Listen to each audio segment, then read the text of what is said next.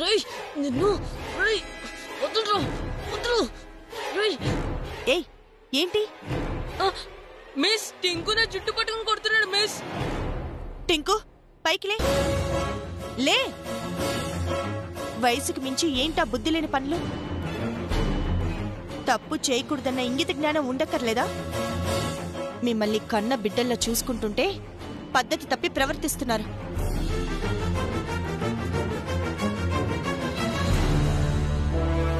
కొంతమందిని చేరదీస్తే నాకు తగిన గుణపాఠమే చెప్పారు. అందుకే నేనిక పాఠాలు చెప్పడానికి ఆశ్రమానికి రాకూడదనుకున్నాను.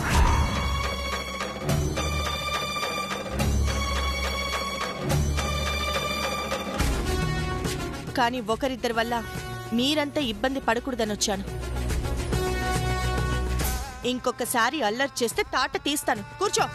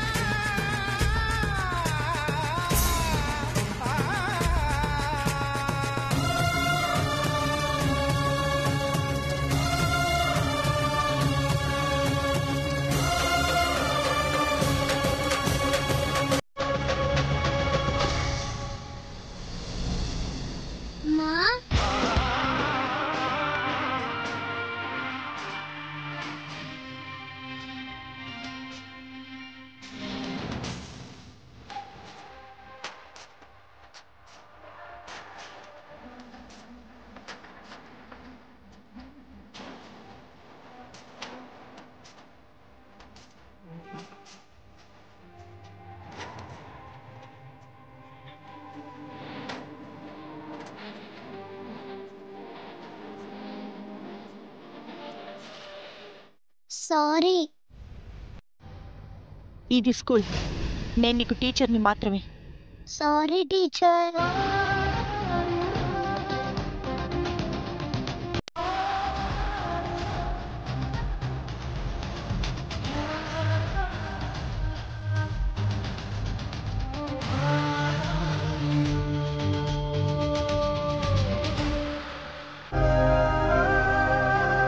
రాసినవన్నీ మీరు నోట్ చేసుకోండి, ఓకేనా?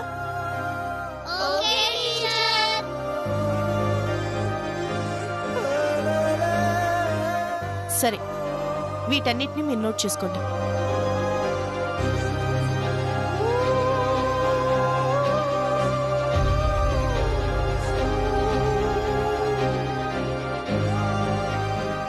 అందరూ హోంవర్క్ చేశారా?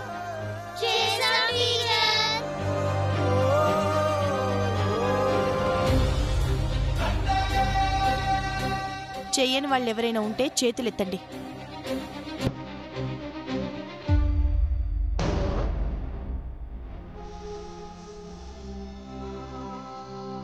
మీరిద్దరు క్లాస్ నుండి బయటికి వెళ్ళి 50 గుంజిళ్ళు తీయండి. వెళ్ళండి.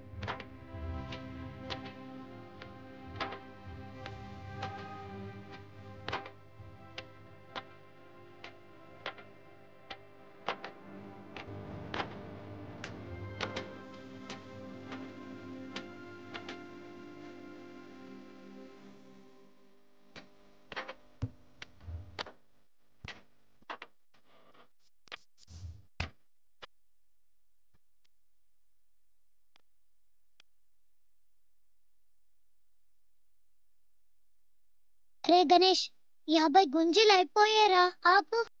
రాము, ఇక్కడున్న అందరూ అమ్మా నాన్న లేని వాళ్ళు. మా అందరి కోసం ఎప్పటికైనా వాళ్ళు వస్తారో రారో తెలీదు.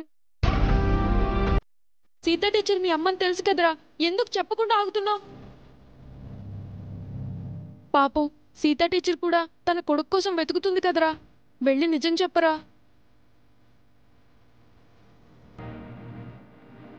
నేను కూడా టీచర్ని చూడగానే అమ్మ అని పిలవాలనుకున్నాను. దగ్గరికి వెళ్ళి హగ్ చేసుకొని నేనే నీ బిడ్డనని చెప్పాలనుకున్నాను. కానీ అమ్మా నాన్న ఎప్పటికీ కలవరని ఆగానురా. రాము, నువ్వెందుకు దాక్షాయణి ఆంటీ మాటలు నమ్ముతున్నావు? పంతులు గారు కూడా చెప్పారు కదరా. ఆవిడే కావాలని చెప్పించచ్చు.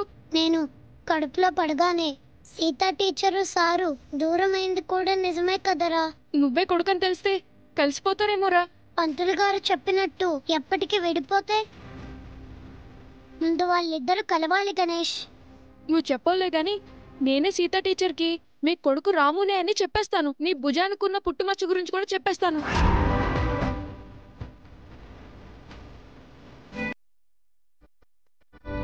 నాకు తెలియకుండా నువ్వు టీచర్కి నిజం చెప్తే నేను చచ్చినంత ఒట్టే.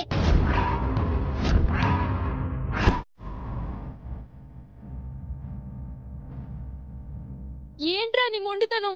నాది మొండితనం కాదు, మా అమ్మ నాన్న కలిసిపోవాలని కలిసి ఉండాలని పట్టుదలరా. ప్లీజ్ రా రాము, అర్థం చేసుకోరా. ప్లీజ్ గణేష్, నువ్వే అర్థం చేసుకో. నేను ఇప్పుడే ఆంజనేయ స్వామి గుడికెళ్తాను. ముందైతే వాళ్ళిద్దరు కలవడానికి పంతులు గారిని అడిగి పూజ చేయిస్తాను. హనుమంతుడు పూజ చేస్తే సమస్య తీరుతుందా? ఎలాంటి సమస్య అయినా ఆంజనేయుడు పూజ వల్లే తీరుతుందని అమ్మ నాన్న చాలా సార్లు చెప్పారు. ఏమో, నేను పూజ చేయిస్తే వాళ్ళిద్దరు వెంటనే కలిసిపోయి నేను కూడా పొడుగ్గా దగ్గరవుతానేమో. నేను వెళ్తున్నా. టీచర్ అమ్మ అడిగితే చెప్పు. టీచర్ అమ్మేంట్రా? మా అమ్మే నా టీచర్ కాబట్టి అలా అన్నానురా.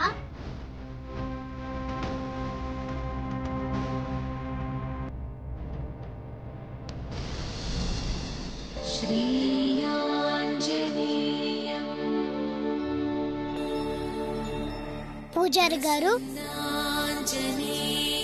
బాబు, ఏంటి బాబు, అర్చనేమైనా చేయాలా? కాదండి, మా అమ్మ నాన్న విడిపోయి దూరంగా ఉంటున్నారు. వాళ్ళిద్దరు కలవాలంటే నేనే పూజ చేయాలండి? ఎవరు బాబు నీ తల్లిదండ్రులు? ఇప్పుడే చెప్పనండి. నేను ఈ పూజ చేస్తున్నానని వాళ్ళకు కూడా తెలియకూడదు.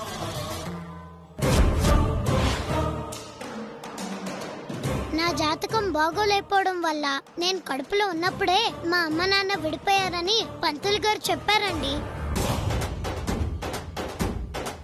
వాళ్ళిద్దరు మళ్ళీ ఒకటవ్వాలంటే ఏ పూజ చేయాలో చెప్పండి, చేస్తాను. అంజనీపుత్రుడు తప్పకుండా సహాయం చేస్తాడు. దూరమైన సీతారామచంద్రులనే ఆయన ఏకం చేశాడు. వాయుపుత్ర సంకల్ప సిద్ధి దీక్షావ్రతం చేస్తే నీ సంకల్పం సిద్ధిస్తుంది. విడిపోయిన మీ అమ్మానాన్నలు కలిసిపోతారు. ఆ దీక్ష ఎలా చేయాలండి? అదిగో అక్కడ కాషాయ కండువాలు కనిపిస్తున్నాయి కదా,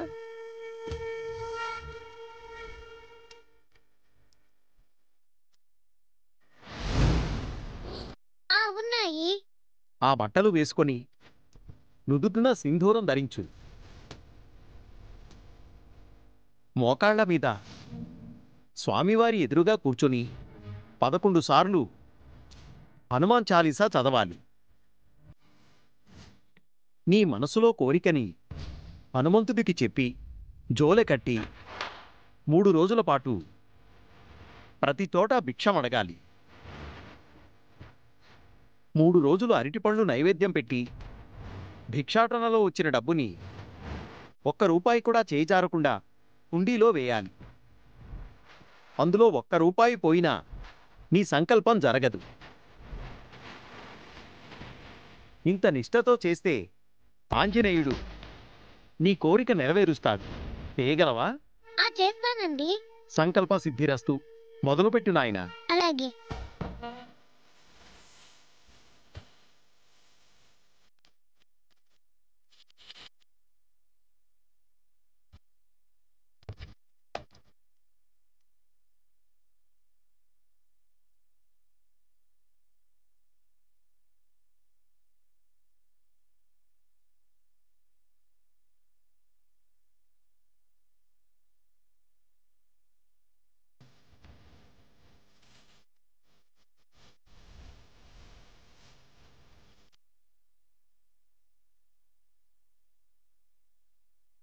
ఈ హనుమాన్ చాలీసా చదువు బాబు.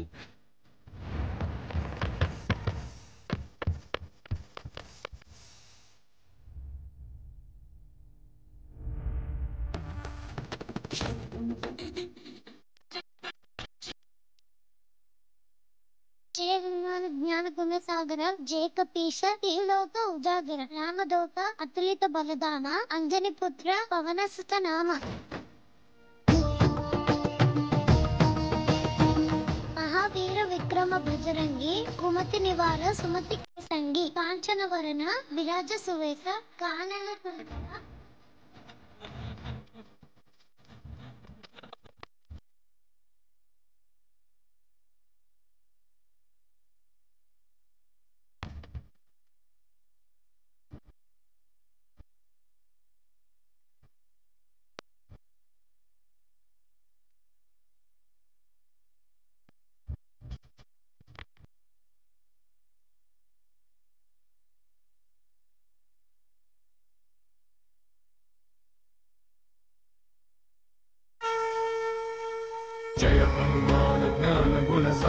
ఆంజనేయ, నీ దీక్ష మొదలు పెట్టాను, నిష్టగా చేస్తాను. నువ్వు ఆ రామయ్య తండ్రిని సీతమ్మ తల్లిని కలిపినట్టు మా అమ్మ నాన్నని కలపాలి.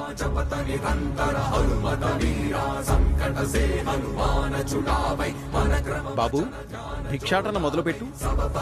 అలాగే పంతులు గారు.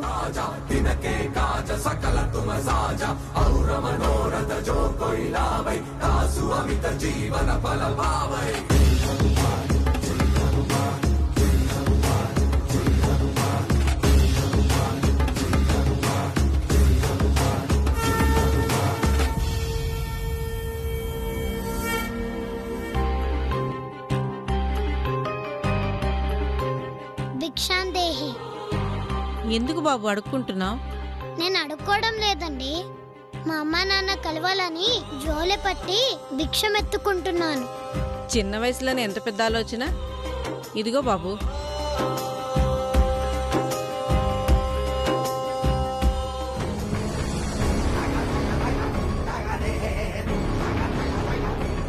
మీ అమ్మా నాన్న కలవాలని దీక్ష పట్టావా రాము? అవునండి. కానీ వాళ్ళు కలవడం నాకు అస్సలు ఇష్టం లేదు. కానీ నేను మాత్రం ఎన్ని పాపాలను చేయను. అందుకే ఒక్కటైనా మంచి పని చేద్దామని నువ్వే కొడుకు అని నిజం చెప్పేస్తున్నా. సరేలే, నీకొక 116 వేస్తాను. నీ కోరిక నెరవేరాలి అని ఆ దేవుణ్ణి కూడా కోరుకుంటాను. ఇదిగో. అసలు ఆ మాట మీ మనసు నుంచి రావాలనుకున్నాను, వచ్చింది. తల్లి తర్వాత తల్లి లాంటి వారు నన్ను దీవించండి.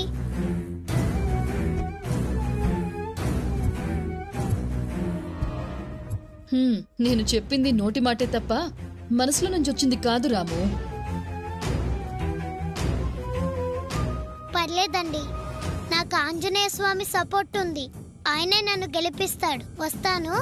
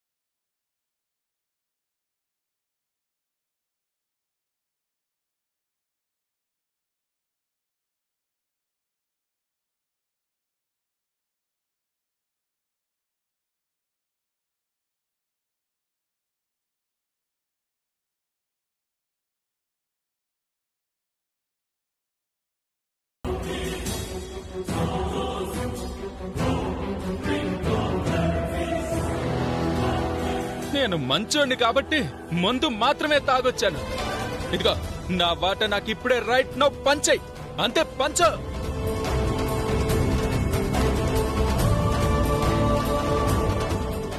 నువ్వుంట్రా, దాడాలు వస్తే పెద్దోడు అని కూడా చూడను. అనయ్య, ఏం మాట్లాడుతున్నావు అనయ్య? అన్నని అన్న మర్యాద కూడా లేకుండా ఏంట్రా శంకర్, ఏంటి మాటలు? నా వాట నాకివ్వడానికి ఆలస్యం చేస్తున్నప్పుడే నీ మీద నాకు మర్యాద పోయింది. నా ఆస్తి నాకు ఇస్తావా ఇవ్వవా చెప్పు, ఇవ్వు.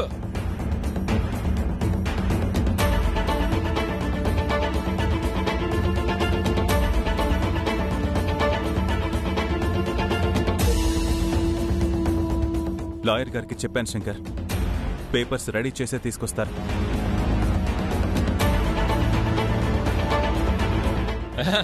అదేం కుదరదు. ఇప్పుడే ఇక్కడే కావాలంతే. ఇవ్వు. పిచ్చి పిచ్చిగా మాట్లాడకురా. ఆస్తి పంపకాలంటే కొన్ని పద్ధతులుంటాయి, వాటికి కొన్ని నియమాలుంటాయి. దాక్షాయణి, వీడిని లోపలికి తీసుకెళ్ళు. లోపలికి కాదు, ఏకంగా నేను, నా భార్య, నా కొడుకు ముగ్గురం బయటికి వెళ్ళిపోతాం. చచ్చిన ఒక్క నిమిషం కూడా ఇక్కడ ఉంటాం.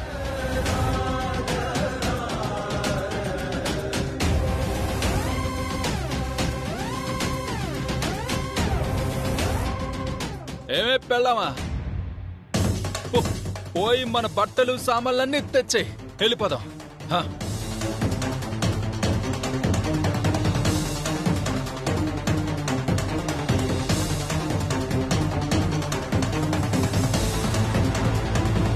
ఏంటే నా ముద్దుల పెళ్ళామా, ఇంకా అలా చూస్తున్నావు? పో, పట్టుకురావే, పోదాం, వెళ్ళిపోదాం.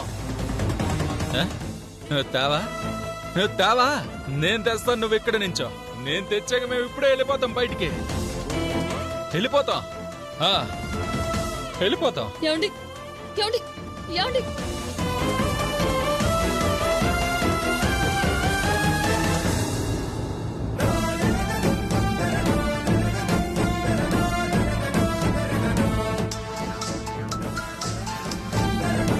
చెప్పు చిట్టి. అక్క, శంకర్ బావ ఫుల్లుగా మందు కొట్టొచ్చి ఇంట్లో నుంచి పోతారని లొల్లి లొల్లి చేస్తున్నాడు. దాక్షాయనక్కని తీసుకొని నిజంగానే పోయేటట్టున్నాడక్క. నువ్వు జల్దీ రా అక్క. ఇప్పుడే వస్తున్నాను చిట్టి.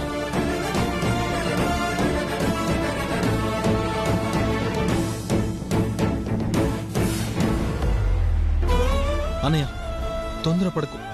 ఎన్ని కష్టాలు వచ్చినా మనం విడిపోకూడదు, కలిసే ఉండాలని చిన్నప్పటి నుంచి అన్నయ్య కోరిక. అన్నయ్య, మీరిప్పుడు ఇలా వెళ్ళిపోతే అన్నయ్యతో పాటు వదిన మేమందరం కూడా బాధపడతాం.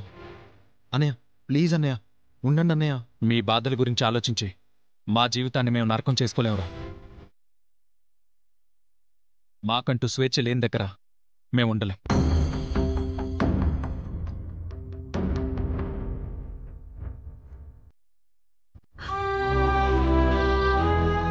అడ్డుపడదు శ్రవణ్, వాళ్ళని వెళ్ళిపోని. మనసులో ఒక భావన నాటుకున్నాక దాన్ని పెకిలించడం సాధ్యమయ్యే పని కాదు.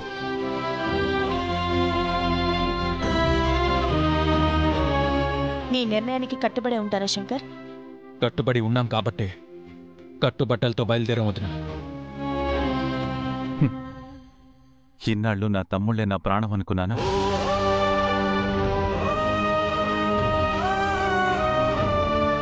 అటు సూర్యుడిటు పొడిచినా ఈ అన్నయ్యకి వ్యతిరేకంగా ఏ పని చెయ్యరనుకున్నాను.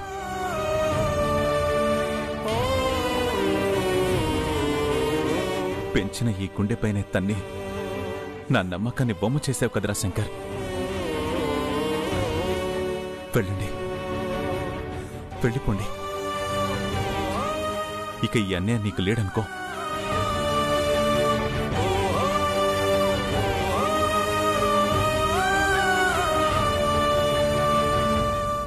పదదాక్షాయణి. అన్నయ్య, అన్నయ్య ప్లీజ్ అన్నయ్య.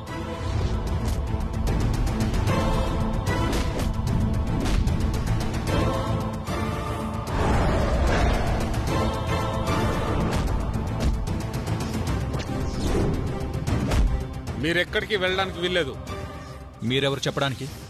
తన బిడ్డ కనిపించట్లేదని, అందుకు సంబంధించిన సాక్ష్యాలు ఈ ఇంట్లోనే ఉన్నాయని, ఎవరు ఇల్లు కదిలి వెళ్ళినా ఆ సాక్ష్యాలు తారుమారు అవుతాయని సీత గారు కంప్లైంట్ ఇచ్చారు.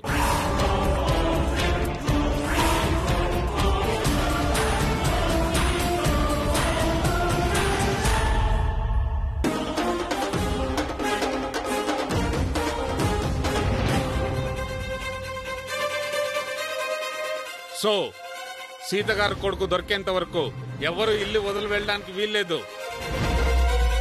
పోలీస్ యూనిఫామ్ లో వచ్చి మా మీద అజమాయిషీ చేస్తే బాగుండదు.